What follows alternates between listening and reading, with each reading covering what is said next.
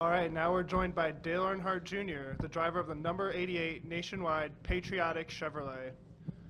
Dale, we heard you have Private First Class McClamrock on your car this weekend. Can you tell us that story a little bit?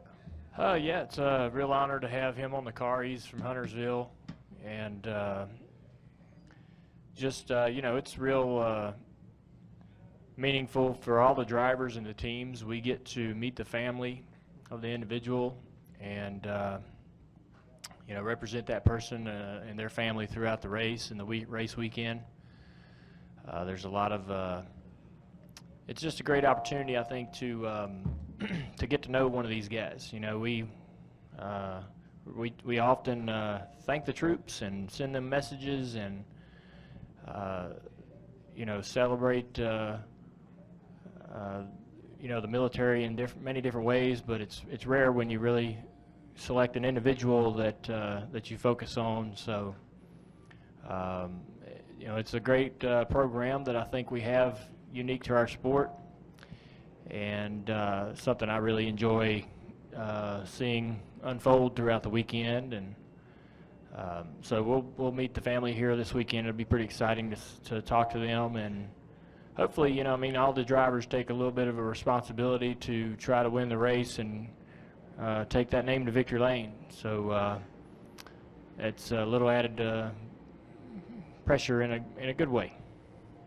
All right, now we're going to open it up. We're going to go to Daniel and then Kelly and Jess. Dale McFadden with NBC Sports. A few weeks ago at Kansas, you singled out the Coke 600 as the race you most wanted to check off your list before you retired.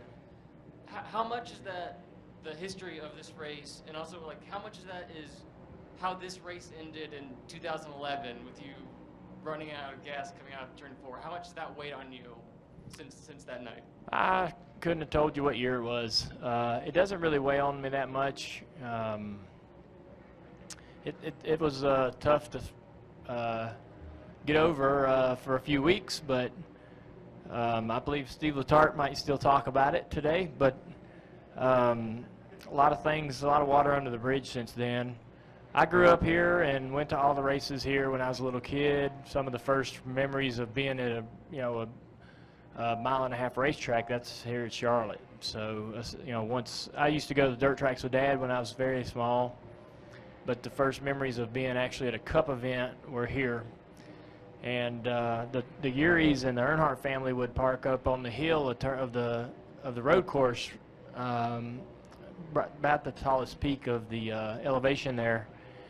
And we had these plastic cars, Richard Petty and Kel Yarborough, and we roll them down the hill of the road course and spend the whole weekend there watching Dad race it, Xfinity race and the Cup race. And so I've been coming here a long time, and I've never won a points race here. I thought, considering we've had some decent success in the sport, I would have guessed I'd have got a win here in a points race at some point, but it just hasn't happened. We've had some close ones, but the way we ran out of the gate and as a rookie, we ran pretty good. We led a lot of laps that night and came up short on the victory, but I thought that this would be a good track for us. But since the repave, for whatever reason, it's really been tough for me.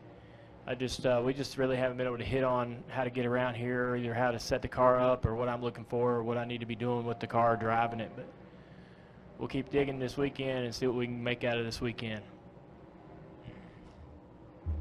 Kelly Crandall, Racer.com. Dale, I was talking to Stevie Waltrip earlier this week, and she kind of chuckled and said, with you retiring, she's going to be out of a job when it comes to the Bible scripture she's been giving you all these years. Do you remember when that started with her, and how much has that meant to you?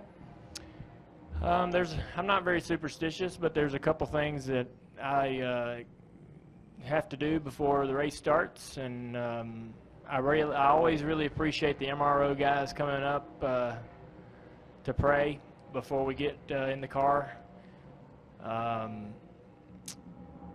and the scripture is taking the scripture and putting it in my car. I don't know, there's only been like one race where I think we didn't have it, and it's just a weird feeling. And she did that for Dad. I was really pleased and happy that she continued to do it for me. It meant as much to her, I think, as it meant to me. And she actually, I think she was the glue in the relationship between Dad and Daryl, and maybe she's the glue with the relationship between me and Daryl. You know, I don't know that what kind of relationship me and Daryl would have without Stevie in the middle. So she's an incredible person, and you know, I appreciate her looking after me, giving me the scriptures. She feels like she's sort of keeping us safe, and you know, I can buy into that. Jessica Ruffin with NASCAR.com. You said on your podcast earlier this week how different Charlotte is from other mile-and-a-half tracks. With you being shop mates with Jimmy Johnson, somebody who's so good here, how much have you and Greg worked with Chad and Jimmy this week to prepare? A lot. We did. We totally 86'd all that stuff we ran last week, and we put in Jimmy's setup, and we just like him. So I was just asking Greg how we just like him if he run a flat and we run a 30 in practice. But Greg and Chad got real close this week, and me and Jimmy's been in communication, and Jimmy's come by the car a couple times in practice already and looking at notes and printing out our driver traces and trying to figure out whatever we can do to help me. You know, that's one of the things about Jimmy that I've always thought was pretty cool, was he was always open to looking at other drivers' traces and adjusting how he drives. You know, if he sees a guy go through the corner and does something different with the gas or the brake, he'll try it. And you know, I think that, and he encourages, you know, me or any other teammate to do the same thing. So he comes over with these printouts and says, this is what I'm doing with the gas, and this is what you're doing, and this is where the time's getting lost, and maybe try this and that and the other. And he's a super teammate. And so I'm lucky to be able to work in the same shop with him. He's certainly been an influence on my success and my enjoyment in the sport. But yeah, we're leaning on them pretty hard this weekend, considering how we ran and how they ran last weekend at All-Star Race. We're leaning on them pretty hard. Hi, Dale. Tom Jensen, FoxSports.com. You, more than anybody, appreciates the history of this sport. What'd you think of the Hall of Fame class? That's a great question. I was really pleased to see Mr. Yates get in. Ken Squire, nobody's called a better race since the 79 500. As many guys have tried and came close, but I still feel like that's the standard. I just was, you know, Hornaday getting in, I thought that he deserves the credit, and certainly the Truck Series wouldn't be the Truck Series today without guys like him. So I really was, I was pleased with it. It's, you know, I have a habit of looking at the drivers. I'll admit that, you know, I look through the list of all-time winners and look at the ones that are in the Hall of Fame and look where my name is and see how many guys are in front of me and how many are probably going to get in. Will I ever get in? And all that good stuff. But you know, it must be a tremendous emotional piece of relief and satisfaction to get that kind of reward. I watched really closely when Mark got going in there last year, and it just seemed to really validate all the work, you know, even the stuff he did before he got the Cup. You know, it really just kind of sealed. It brought some closure, I guess, to his career, and it's got to feel the same way for these guys. But really emotional for Robert. You know, I think we all saw how his illness is affecting him. It's incredibly hard to see somebody so nice and such a big part of the sport go through that. So it's awesome to have the opportunity to celebrate him, and he's more than deserving. Dustin Long, NBC Sports. Dale, in the practice session, how much did you get up in the upper groove into the attraction compound, and just your kind of thoughts about it being applied to an asphalt track since it's not happened, and was this like a desperate move type of thing after last weekend? Yeah, well, I mean, they're going to run that road course next year, so that tells you how desperate they are.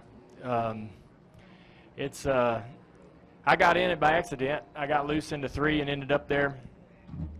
And they say it takes some heat to activate for it to really get grippy. You don't really sense it when you're up there today in it. But I'm sure in the race, when guys get up there and start running through there, it's going to improve the speed in those grooves. Hopefully it does. You know, there was this track is just if you look at Kansas and you look at this track, and Kansas was repaved afterwards. Kansas is really aged well. It's very gray. We move all over the place looking for speed and grip. It's a lot of fun. Whatever, you know, this was the first track they paved with the new polymers, that new technology of using rubber polymers in the ratio, and boy, they must have really poured the coal to it, because it's like tire on tire. You know, it's just like so much grip. It doesn't even feel like asphalt. It's like hard rubber, you know, out there. And we just run right on the bottom, because that's just the fastest way. There's really no other way around it. But I'm really excited to see how this race runs later this season. That'll start in the afternoon. If we get deep into that race, 250, 300 miles, that place is going to be slick. This track changed so much just in that little practice we ran. You saw guys starting to get in the fence there a little bit late in that practice. That track got slick right at the end. So running this race during the day is probably the best decision, and I'm looking forward to seeing how that works out for the track. I mean, we want the best for the racetrack, and I certainly think that's a good thing. So we'll see how that works out. Jim?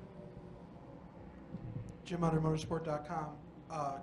Kind of along the lines of practice, you seemed a little unhappy with how your practice went. I wondered if that was just a little disheartening after coming off the All-Star race, and if you kind of expected it to be a little bit better. No, I didn't expect it to be. I didn't expect it to be anything, because we were so bad last week, and I didn't really have a reference as to how good we had made it throughout the week working in the shop.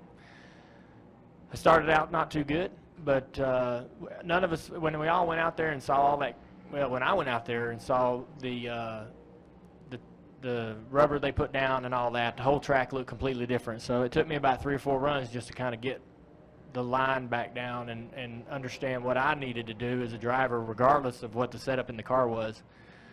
We finally got some decent speed out of it. We ran that 35 that put us 22nd, and we got on the splitter real bad in 1 and 2 to cost us 2/10 down there. So if we get it right, we can get in the top 15. That's a start. That ain't good enough still, but that's progress compared to last week. And I'm really looking forward to getting in race trim.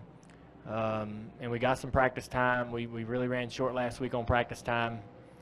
So I'm anxious to get in there and practice and see what we can do. We got a completely different setup, so please, hopefully it doesn't go like it did last week. It shouldn't, and let's hope it doesn't. Jerry Jordan, KickingTheTires.net and PRN.